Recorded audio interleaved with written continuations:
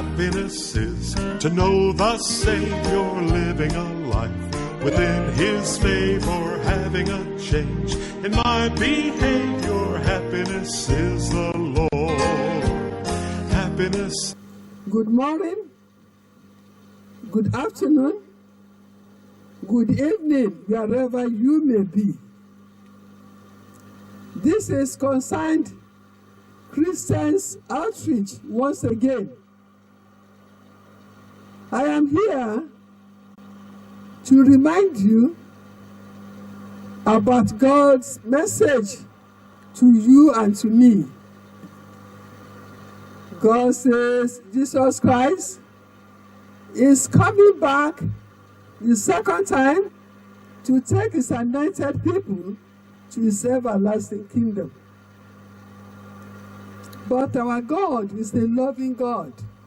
He's a gracious God. He is our Father. He doesn't want us to suffer. And that is why He's calling you, He's calling me, that He wants us to be with Jesus Christ in His everlasting kingdom. But you cannot be with Jesus Christ just on a platter of gold. Because to be with Jesus Christ in His everlasting kingdom. But you cannot be with Jesus Christ just on a platter of gold. You have to work for it. And that is what I want you to be thinking of right from this moment. Remember, whatever you are in this world originates from the home. It originates from the home. If you are the governor, whatever you are originates from the home. And that is why God takes marital matters very seriously. The way you manage your home, the way you run your family will be considered. When you have a good family, you are going to have a peaceful society. And this will radiate into the state, into the nation, and into the world at large. So, my listener, start thinking. Start making efforts about what to do to make you eligible for the kingdom of God.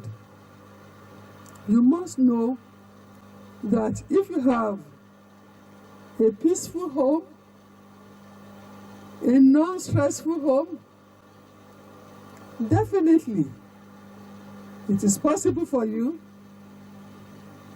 to obey the commandments of God in a serene environment. What we want to discuss today, what we want to talk today, if it is not carefully handled, will bring a lot of damage to your life, which may invariably affect your marital relationship.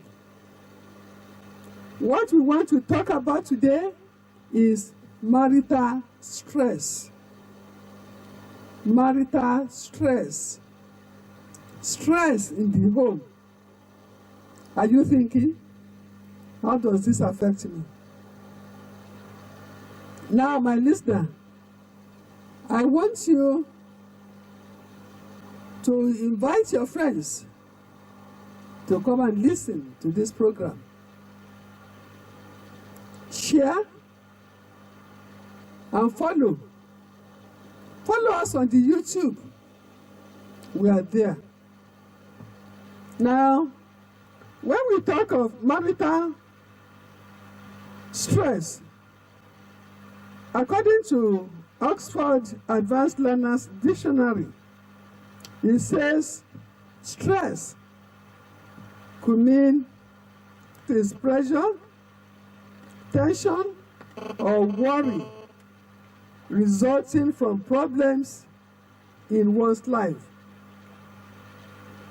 It could also mean stress is pressure put on something that can manage it or make it lose is shape. So when we say somebody is stressed out, what we mean is that that person is under great pressure, so that one becomes tense, anxious, or worried. Now, what are the causes of marital stress? If you look at our marital relationship, we ourselves will be able to see if we are under stress or not. Now, if you have an husband and wife who do not find time, who do not spend time together, they spend quality time together. When they spend quality time together, they use that time to joke, to talk about funny things. They might have to reflect on what they have done that day, which makes them happy. Quality time. If they have any problem at workplace, they discuss together. So husband and wife must have quality time to spend together. When they don't have quality time to spend together, then trouble is coming in. Then husband and wife must not allow bitterness and resentment to build in their relationship. If it is the wife that sees anything wrong in the husband, he should be able to see that he does not keep malice. Talk about it. And this brings us to what we refer to communication in relationship. Where there is lack of communication, then there is going to be stress because of a lot of things that affect you. A lot of things that worry you are piled up in your heart. They are piled up. You think in April he did this, in January he did this, in March he did this. You piled all these things in your mind, and all these things make you unhappy. At a stage, you become stressed out. So, my dear listener, stress is not good in relationship because it brings bad tone into your relationship. Now, if you look at the Bible, let us look at what the Gospel, according to Matthew, chapter 22, verses 35 to 40 say. It says, "Love the Lord your God with all your heart, and with all your soul, and with all your mind. This is the first and greatest commandment. And the second is like it. Love your neighbor as yourself. All the law and the prophets hang on these two commandments." That is, all the 10 commandments that Moses gave us all hang on these commandments. And then once you obey, you love God, you love your neighbor, you love your husband, you love yourself too, then there is no need for stress. There is the possibility of stress building up in your life will not be there. So, my dear listener, note that the minute we begin to focus on our own wants and needs over God's needs or over your partner's needs, then you are destined for trouble. We must And you must not always say, this for me, for me, for me, for me, or for me, for me. Have consideration for your partner. Think about God. What are the needs of God for me? What to do? Do I need to give my husband? I need to give my husband love. Then, if you don't say, after all, my husband does not love me, and who is he? Just let him go away. And don't think about him. You think about yourself only. How you will build a house, how you keep a large amount of money in the bank without his knowledge. Then you are in for trouble. Because you are piling unnecessary things in your heart. So, when we talk of communication problems in our marriages, you must always ask ourselves these questions. Let us answer these questions. Each one of you should be answering that question in your heart. 1. How often do you really focus on listening to what your partner or God has to say instead of insisting on more time? Some of you, your husband or your wife might call you and say, please let us. Then you say, no, Jojo, please. I have no time for that right now. I want to do something different. You see, I'm going to give a lecture tomorrow. And your partner needs your cooperation. Your partner needs your attention.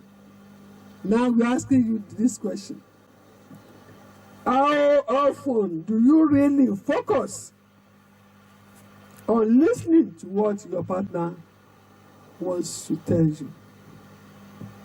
Or what God wants to tell you? Secondly, are you feeling bitterness and resentment growing towards your partner? Bitterness, hatred, resentment. If you feel all these things against you can't have a happy heart. You can't have a happy mind. So ask yourself that question. And if it is a positive question, then pray to God. Pray and work towards avoiding resentment, bitterness, and hatred. Another question is, when was the last time you brought him or her before God in prayer and truly thank God for your relationship? Some of us, when we kneel down to pray, we only think of ourselves. God, I'm traveling tomorrow. Please protect me. God, I want you to do this for me tomorrow. You don't have time to pray for your partner. You don't have time. You don't think about your partner who is in a big position in his place, and ask for God to assist him, ask for God's assistance in his performing his duties successfully. All you do is just to pray for yourself. You pray for yourself. You pray. You don't even have time to thank God. God, I thank you for my relationship. I thank you that my home is happy. You are the one who make it happy. You have no time. All you need, all your prayer is linked to is, I want this, do this, do this, do this, do this.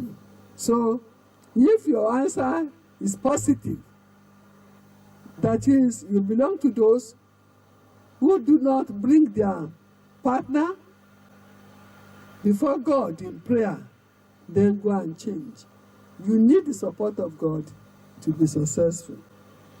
So, my dear listener, as you are listening to me, I want you to let others know about this program. We are on YouTube, Concerned Christians Outreach. We are on YouTube, and we want you. We want your followership. And please, and then help us to share. Now, I have talked about 3 causes of stress in the family. You know, when you become stressful, stress can lead to illness. You can have stroke. It is because of stress that some of us will be complaining, I have headache. Oh, headache in the morning, headache in the... Because you don't give your heart a happy situation. Other causes of stress are finance. Because of this economic crunch that is pervading in the country, some of us allow stress to come in. If it is the man that is not employed and the woman is employed, because you are employed, you don't make things environment conducive for your husband, you will be thinking. Through thinking, stress will come in. Through stress, hypertension may come in. Different types of illnesses will set in. So, we should not allow matters of finance to to give us stress. Then, stress could also be caused when you have a couple has many children to take care of, and then the husband leaves the duty solely to the woman. The wife comes from work, you're already tired, but this husband is not concerned. He tries to rest in the living room or go to bed. Then the woman will be looking after the children. When they run somewhere, you run after them. Don't hurt yourself. At the same time, she is cooking. It is this same woman who will see that the house is clean. Why is the husband not helping? When too much work is placed on this woman, then there is going to be stress. Even we Africans, we have a tradition which is bad. And as Christians, we need to change it. We must always help our neighbor. In your relationship, your husband or wife is your nearest neighbor. If a family visits you and see the husband helping the wife in the kitchen, then problem starts. The next thing you'll be hearing is that, that woman, she had made juju and turned the husband into vegetable. The husband is now the one doing the housework for her. But will the husband allow the wife to work herself out? So we need to change that attitude. The husband needs to help the wife, whether in taking care of the children, seeing that the children don't play rough, whether in the kitchen. What is wrong in a man? After finishing eating, he sees that the wife is busy, then packs the plate from the table, and washes it in the sink. If it happens, the wife is in trouble, if any family member comes. So, that is why you see some women who are younger in age to their husband, but in look, they look like the grandmother because they have been overstressed.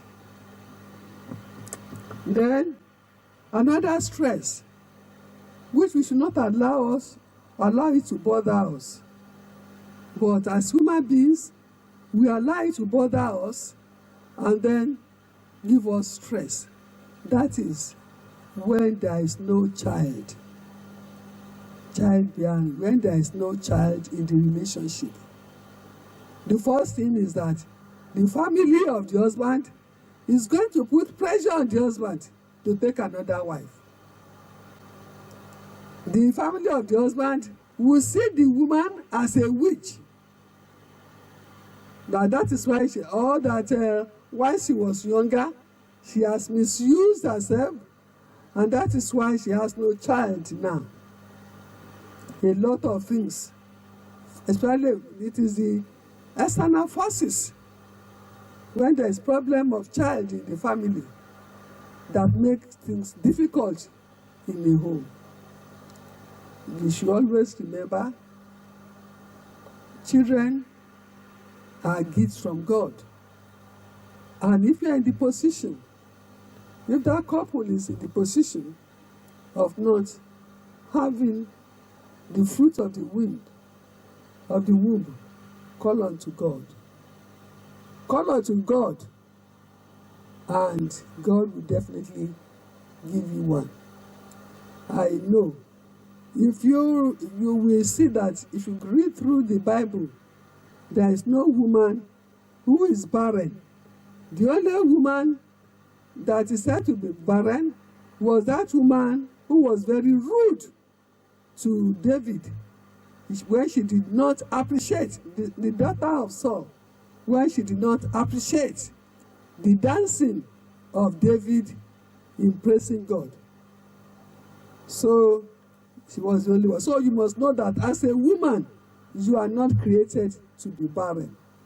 There is a child for you somewhere.